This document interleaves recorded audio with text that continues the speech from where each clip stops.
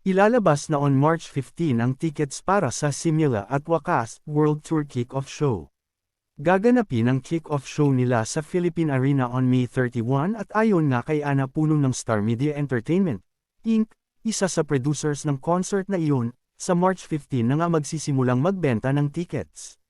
Inaasahan naman na maso-sold out agad ang tickets para sa Philippine Arena concert.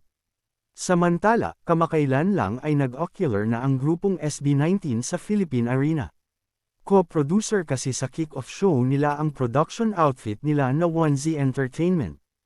Nakasama nila sa pag-o-ocular sa Philippine Arena sina Ana at Janine Puno ng Star Media Entertainment, Inc., si Riza Pasco ng Live Nation, pati sina Boji Yanko at Yani De Dios.